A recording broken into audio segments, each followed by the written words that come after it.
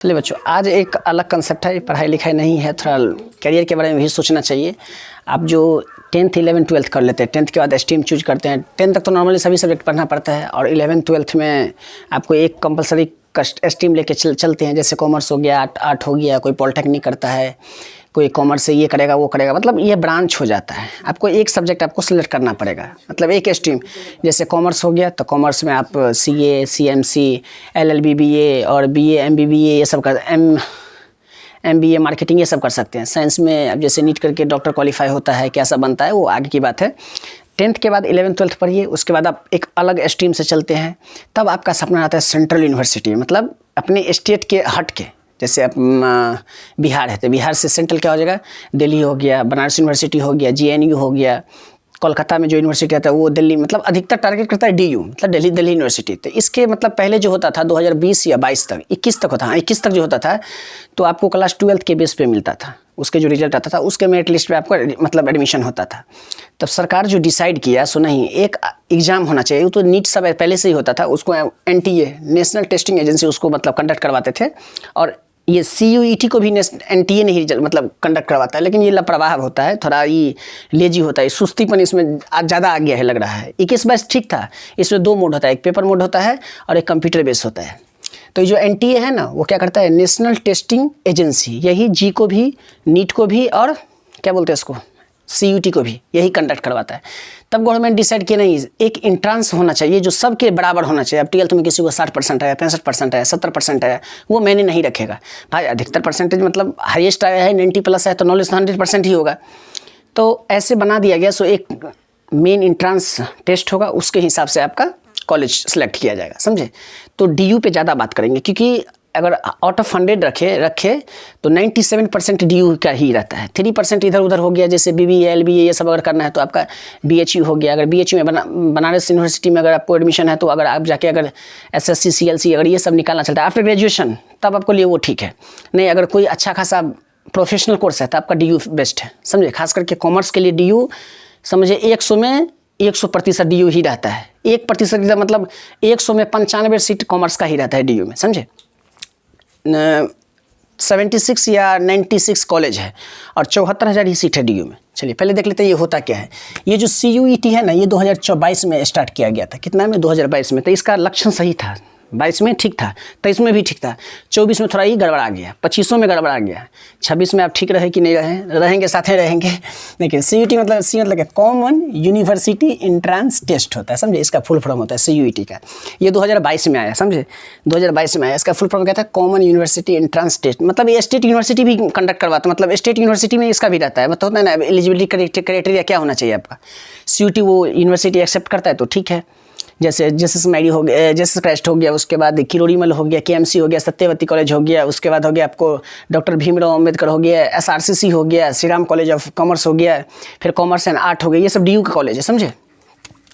तो इसका full form common university entrance test होता है। और इसको कंडक्ट कौन करवाता है, NTA करवाता है। एक बॉडी है, जैसे SSC सबको कौन करवाता है, ये टाटा करवाता था ना, तो ऐसे NTA इसको नेशनल टेस्टिंग एजेंसी कंडक्ट करवाता है। किसको, CUT को। नीट को भी वही करवाता है, G को भी वही करवाता है, समझे। इसका जो रजिस्ट्रेशन होता है ना, रजिस्ट्रेशन, तो 12th का जो एग्ज़ाम हो जाता है तो उसमें 2 ऑप्शन होता है, ये अपीयरिंग होता है या कंपार्टमेंट जिसका लग जाता है रिजल्ट के बाद, तो वो भी इसमें आ सकता है। तो उसमें मिड एंट्री निकलता है, वो अभी नहीं जाएंगे, अभी इसको देखेंगे। रजिस्ट्रेशन नॉर्मली इसका मार्च में निकलता है। अगर बाय द वे ऐसा गवर्नमेंट का इशू हो गया तो अप्रैल भी हो जाता है, लेकिन मार्च में निकल जाता है। 1-2 मार्च को निकल जाएगा। 1-2 मार्च को निकलेगा, चाहे मार्च के फर्स्ट वीक में निकले, चाहे मार्च के सेकेंड वीक में निकले, मतलब मिड में निकले। 15 से 20 दिन आपको रजिस्ट्रेशन का टाइम दिया जाएगा। 22 दिन भी हो सकता है, 25 दिन भी हो सकता है। तो 15 से 20 दिन आपको क्या देगा, रजिस्ट्रेशन का टाइम देगा। रजिस्ट्रेशन आप कर दिए, उस रजिस्ट्रेशन में क्या सब लगता है बता देते हैं। आधार कार्ड होना चाहिए, क्लास 10th का मार्कशीट होना चाहिए, 12th का तो नॉर्मली क्या अपीयरिंग रहते हैं आप लोग, मतलब 12th का एग्ज़ाम दिए ही रहते हैं ना, मई जून में आता है ना रिजल्ट। एग्ज़ाम तो मार्च में चलता ही रहता है। कभी कोलाइड भी हो जाता है, लेकिन ऐसा नहीं करता है NTA। 12th के एग्ज़ाम के बाद ही लेता है वो एग्ज़ाम, मतलब CUET का। तो मार्च में इसका फॉर्म निकलेगा, 15-20 दिन का टाइम दिया जाता है रजिस्ट्रेशन का। उसमें दे दिया, गाइडलाइन दे दिया, बुलेटिन में लिखा रहता है क्या सब आपको चाहिए। मार्च में रिजल्ट ये रजिस्ट्रेशन चालू होता है। 18 से 20 दिन टाइम मिलेगा। 2 से 3 दिन आपका विंडो, वो करेक्शन विंडो खुलता है, 2-3 दिन। चलिए वो हो गया, रजिस्ट्रेशन हो गया। रजिस्ट्रेशन जो यहाँ होता है ना वो सब्जेक्ट बेस पे होता है। एक डोमेन होता है, एक लैंग्वेज होता है और एक जीटी होता है। आपको अगर डीयू को देखिए, दिल्ली यूनिवर्सिटी को देखिए, तो आपको उसमें जीटी नहीं मांग करता है, मतलब जनरल एप्टीट्यूड उसमें नहीं मांग करता है, जिसमें जीके के ये लॉजिकल रीजनिंग सब जो होता है, ब्लड रिलेशन जो क्वेश्चन होता है, मैथमेटिक्स जीके ये सब क्वेश्चन रहता है जीटी में, समझे। तो ये आपको 3 डोमेन हो गया। अगर डीयू को टारगेट कर रहे हैं तो 3 डोमेन, एक लैंग्वेज, मतलब एक इंग्लिश, जैसे कॉमर्स से हैं तो अकाउंट होना चाहिए, इकोनॉमिक होना चाहिए और बीएसटी मतलब बिजनेस स्टडी होना चाहिए। अगर आप लेते हैं 4 भी ले सकते हैं मैथ, तो आपको इकोनॉमिक ऑनर्स के लिए मतलब हेल्प मिलेगा। अगर मैथ दीजिएगा तब। नॉर्मली डीयू के लिए एलिजिबिलिटी क्राइटेरिया है 3 domain 1 language, 3 domain 1 language. 3 domain में क्या हो सकता है फॉर डीयू, 3 डोमेन 1 लैंग्वेज। कहीं कहीं जो हो जाता है, जैसे केएमसी हो गया, तो उसमें अगर इकोनॉमिक ऑनर्स करना है तो आपको मैथ रखना ही पड़ेगा। क्या मैथ रखना कंपलसरी मानता है इकोनॉमी के लिए। अगर बीकॉम ऑनर्स कीजिएगा, बीकॉम प्रोग्राम नॉर्मली कीजिएगा, तो उसमें 3 डोमेन 1 लैंग्वेज, समझे। इसका समझिए रिजल्ट में कम से कम अगर 6+ है टोटल, एक सब्जेक्ट 250 का होता है, एक सब्जेक्ट 250 का, पहले 200 का होता था, 22-23 में 200 का हुआ, और 23-24 में 250 का, नहीं 22-23-24 200 का हुआ, और 25 में 250 का हुआ, मतलब 250 नंबर का एक सब्जेक्ट हुआ। टोटल एमसीक्यू क्वेश्चन आता है। पहले था 50 क्वेश्चन था, 40 बनाना आता था, मतलब 40 ही बनाना है, 10 ऑप्शन, मतलब ऐसे ऑप्शन रहता था। 50 में 40 बनाना था, तो 4×5 = 20, 200 का होता था। इस बार क्या कर दिया 60, मतलब 2025 में, हाँ 25 में जो किया वो 250 का कर दिया। 60 क्वेश्चन था, मतलब 50 क्वेश्चन था, 50 का 50 बनाना था, समझे। तो इसमें और हार्ड कर दिया। उसमें तो 10 मिनट छोड़ना भी रहता था, इसमें तो 50 का 50 अटेम्प्ट करना है, समझे। तो रजिस्ट्रेशन हो गया, हाँ सर रजिस्ट्रेशन हो गया। मार्च के फर्स्ट वीक में आता है। 18 से 20 दिन रजिस्ट्रेशन का टाइम रहता है। 4 दिन करेक्शन विंडो खुलता है, 5 दिन करेक्शन विंडो खुलता है। नॉर्मली 2 से 3 दिन खुलता है, 4 दिन तो एक्स्ट्रा हो गया। अगर बाय द वे कोई ऐसा साइट ग्लिच किया, मतलब उसके साइड कोई सर्वर डाउन हो जाता है, इशू हो जाता है, 2-4 दिन बढ़ा देता है। और इसका जो एग्ज़ाम होता है अप्रैल के फर्स्ट वीक में, आपका पहले क्या निकलेगा, सिटिंग स्लिप निकलता है। सिटिंग स्लिप, हाँ ऐसे ही, मतलब एग्ज़ाम से आपको वो सिर्फ जगह का नाम बताएगा, लेकिन किस जगह पे हुआ वो नहीं आपको बताएगा। सिटी स्लिप बताएगा उस आपका कब एग्जाम है। उसके बाद एग्जाम से 2-3 दिन पहले आपका क्या निकलेगा, वो एनटीए का वो साइट है ना, एनटीए लिखिएगा, www.nta-nic लिखिएगा, तो उस पर आपको टोटल मिल जाएगा ये, समझे। तो 2-4 दिन पहले क्या निकलता है, वो सीटिंग का अरेंजमेंट निकलता है। उसके बाद आपका कब एग्जाम है, किस सीटिंग में एग्जाम है, वो आपका निकलेगा। अगर 3 डोमेन 1 लैंग्वेज है तो समझिए 2-2 करके होगा। अगर 5 है तो 3 एक दिन होगा और 2 एक दिन होगा, ऐसे करके बनाता है, समझे। अब देखिए मार्च में रजिस्ट्रेशन हुआ, लास्ट मार्च तक, शुरू में निकला लास्ट तक हुआ। अप्रैल के फर्स्ट वीक या सेकंड वीक में एग्जाम चालू हो जाएगा। अगर आप एक ही मतलब जीटी है तो जीटी आपको अलग कर देगा और लैंग्वेज अलग कर देगा। डोमेन एक साथ ही लेगा, डोमेन अलग नहीं करेगा। चाहे डोमेन लेगा, लैंग्वेज लेगा, जीटी लेगा, फिर डोमेन 2 अलग कर देगा, ऐसे कर। डोमेन मतलब क्या हुआ, जो आप क्लास 12th में पढ़े हैं या जो कोर्स आप आगे करिएगा, उस कोर्स में वो सब्जेक्ट का कॉम्बिनेशन मैच करना चाहिए। आप यूनिवर्सिटी में जाइएगा, देख लीजिएगा कौन सब्जेक्ट के लिए कौन सा कोर्स या कौन सा प्रोग्राम अवेलेबल है।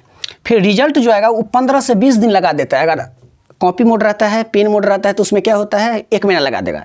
और जो ऑनलाइन होता है, मतलब कंप्यूटर बेस्ड जो होता है, उसमें 15 से 20 दिन लगता है। क्लियर। उसका यूनिवर्सिटी का पोर्टल खुलता है, सब अपना अपना पोर्टल खुलता है। डीयू भी अपना पोर्टल खुलता है, जीएनयू भी खुलता है, जवाहरलाल यूनिवर्सिटी, बीएचयू, हैदराबाद, सभी अपना अपना पोर्टल खुलता है। मतलब एक साथ नहीं खुलता है। पहले सबसे पहले तो सीयूटी का स्कोर कार्ड आएगा।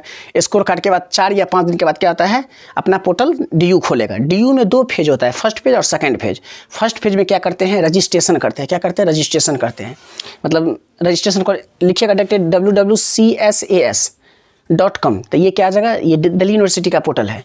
फिर जीएनयू का अलग होता है, हैदराबाद यूनिवर्सिटी का अलग होता है, समझे। बीएचयू का अलग होता है, सबका अपना अपना पोर्टल होता है। उसके बाद जैसे बीएचयू और GNU, by the help of CUT to take admission UG PG BBA.